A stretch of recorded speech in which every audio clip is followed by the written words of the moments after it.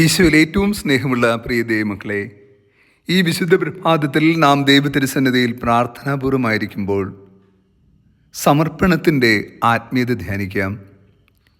യേശു ദേവാലയത്തിൽ ദേവാലയ ഭണ്ഡാരത്തിനരികിലിരിക്കുകയായിരുന്നു.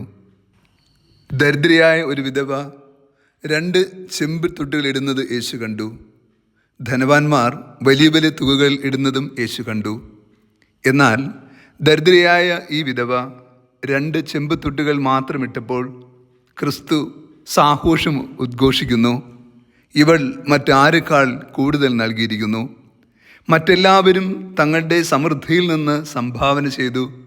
ദരിദ്രയായ ഈ വിധവയാകട്ടെ അവരുടെ ഉപജീവനത്തിലുള്ള വക മുഴുവനും നിക്ഷേപിച്ചിരിക്കുന്നു.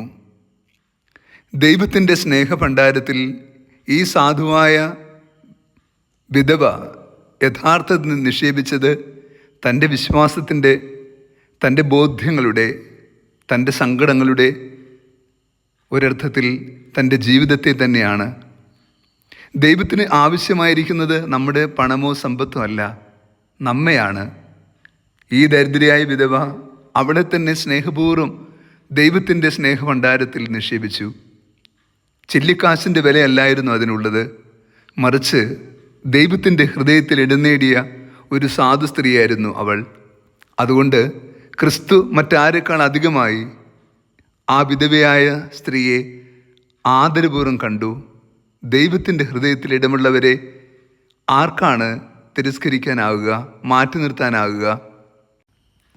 ലോകദൃഷ്ടിയിൽ ദരിദ്രയായ വിധവ ഭണ്ഡാരത്തിൽ നിക്ഷേപിച്ചത് ഏറ്റവും വില കുറഞ്ഞ ചെമ്പ് തൊട്ടുകളായിരുന്നു. എന്നാൽ ദൈവതിരുസന്നിധിയിൽ അത് ഏറെ വിലയുള്ളതായി തീർന്നത് എങ്ങനെയെന്നോ, ആ ചെമ്പ് തൊട്ടുകൾക്കുള്ളിൽ വലിയ സ്നേഹത്തിൻ്റെയും ത്യാഗത്തിൻ്റെയും അർപ്പണത്തിൻ്റെയും ബലമുണ്ടായിരുന്നു. നാം ദൈവത്തിന് എന്ത് നൽകുന്നു എന്നല്ല, എന്ത് മനസ്സോടുകൂടി നൽകുന്നു എന്നതാണ്. നാം കൊടുക്കുന്ന വസ്തുവിൻ്റെ മൂല്യങ്ങളല്ല. ദൈവത്തിന് ഈ ഭൂമിയിലെ എത്ര വിലമതിക്കുന്നതായാലും അത് ആവശ്യമില്ല. കാരണം അതിൻ്റെ എല്ലാം അവകാശി അതിനാഥനും ദൈവം തന്നെയാണ്. എങ്കിലും ഭൂമി വിലമതിക്കുന്നതിനേക്കാൾ അധികമായി ദൈവം വിലമതിക്കുന്ന ഒന്നുണ്ട്. അത് നമ്മുടെ ഹൃദയമാണ്. ആ ഹൃദയത്തിൻ്റെ വിശുദ്ധിയും വിശ്വാസത്തിൻ്റെ ബലവും നൈർമല്യവുമാണ്. വിധവയായ സ്ത്രീയിൽ ക്രിസ്തു കണ്ടത് ആ ഒരു നന്മയുടെ ബലമാണ്. എല്ലാവരും ദേവാലയ ഭണ്ഡാരത്തിൽ സംഭാവനകൾ നൽകിയപ്പോൾ അവൾ മാത്രം ദൈവത്തിൻ്റെ ഹൃദയത്തിൽ നിക്ഷേപിച്ചു. സംഭാവനകൾക്ക് പ്രതിഫലമില്ല, നിക്ഷേപത്തിന് പ്രതിഫലമുണ്ട്. ഓർക്കുക, ധനവാന്മാരുടെ വലിയ വലിയ തുകകൾ സംഭാവനയായി മാത്രം കരുതപ്പെട്ടപ്പോൾ ദരിദ്രയായ ഈ വിധവയുടെ ചില്ലിക്കാശ് ദൈവതിരുസന്നിധിയിൽ നിക്ഷേപമായി. ഇന്നല്ലെങ്കിൽ നാളെ അത് 10 മടങ്ങ് തിരികെ ലഭിക്കുക തന്നെ ചെയ്യും. അതാണ് നിക്ഷേപം. നമ്മുടെ ജീവിതത്തെ ക്രിസ്തുവിൻ്റെ ഹൃദയത്തിൽ നിക്ഷേപിക്കുവാൻ നമുക്ക് സാധിക്കുന്നുണ്ടോ? യഥാർത്ഥത്തിൽ ഇന്നത്തെ സുവിശേഷ ഭാഗം നമ്മെ ദൈവസ്നേഹത്തിൽ കുറച്ചുകൂടി ആഴപ്പെടുത്തുവാനും നമ്മുടെ സമർപ്പണങ്ങൾക്ക് കൂടുതൽ അർത്ഥമുണ്ടാകുവാനും വേണ്ട ബലം നൽകുകയാണ്. നാം വിധിക്കുന്നത് പോലെയല്ല ദൈവം വിധിക്കുന്നത് എന്നും, നാം കാണുന്ന മനസ്സോടെ അല്ല ക്രിസ്തു കാണുന്നതെന്നും, നാം കാണുന്ന മൂല്യമല്ല ക്രിസ്തു കൽപ്പിക്കുന്ന മൂല്യമെന്നും ഇന്നത്തെ സുവിശേഷം ഓർപ്പെടുത്തുന്നു.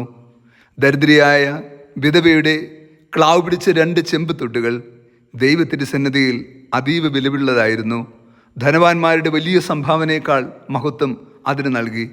ഈ ലോകത്ത് ജീവിക്കുന്ന നമുക്ക് ക്രിസ്തുവിൻ്റെ ഹൃദയത്തിൽ ഇടമുണ്ടെങ്കിൽ അത് മറ്റെല്ലാ സമ്പത്തിനേക്കാൾ, സമർപ്പണത്തേക്കാൾ വലുതാണെന്ന് ഇന്നത്തെ സുവിശേഷം ഓർപ്പെടുത്തുന്നു.